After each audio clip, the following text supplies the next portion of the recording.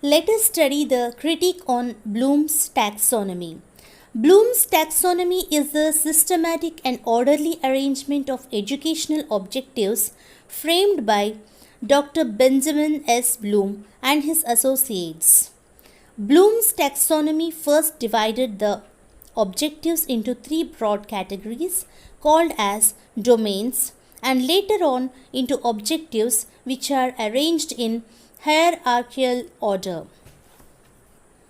Again, these objectives are divided into subcategories like specifications. The taxonomy has brought tremendous change in teaching, learning, and evaluation. Yet, there are some comments and criticism on Bloom's taxonomy.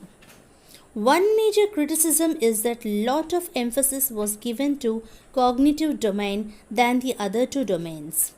Only for the objectives in cognitive domain, the specifications are clearly defined, whereas for the other two domains, it was not so clear.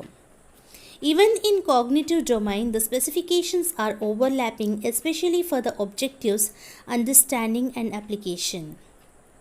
Bloom's taxonomy is often criticized by Gestalt psychologists because they are not agreeable with the behaviorist, but Bloom's taxonomy is totally based on behavioral psychology of the learner.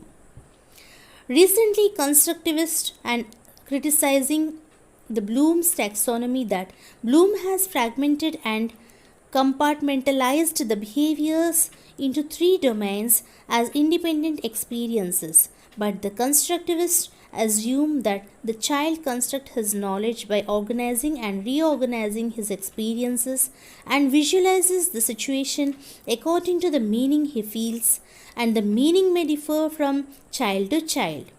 Therefore, learning should be perceived as a wholesome experience but not as compartments.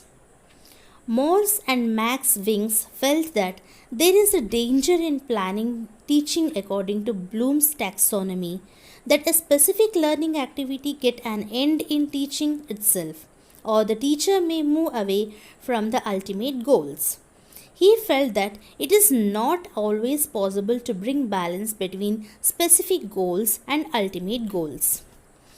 Bloom's has neglected a little about mentioning how to stimulate willingness to learn and creative participation in peoples who are not interested to learn in the beginning. There are no common tests or evaluation tools that evaluate all the three domains at a time. According to Jackson, importance should be given to those particular aspects that bring behavioral changes in the peoples, but not to content or achievement of objective.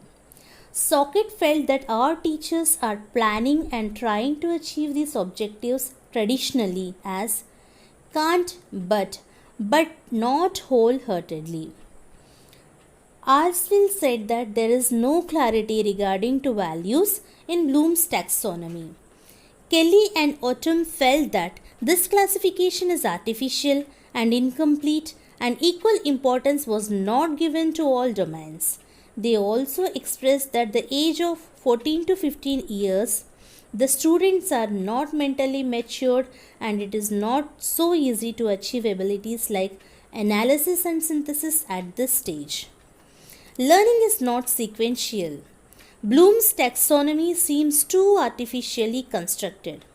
It is linear, straightforward view of human comprehension. A person might skip from knowledge to application, then analyze the application and come to a conclusion. Constructivistic approach suggests that teachers should spread higher order thinking skills rather than begin with imparting knowledge.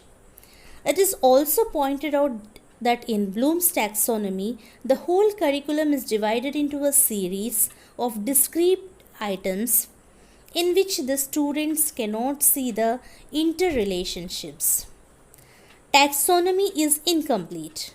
Bloom concentrated his efforts on learning and only little importance is given to motivation or classroom management. It is too precise. Though a very modern and scientific view of learning in terms of three domains is followed, but the brain science is not entirely understood. It is individualistic. That is, Bloom's taxonomy focuses heavily on how the individual learns and misses what happens when there are social forces.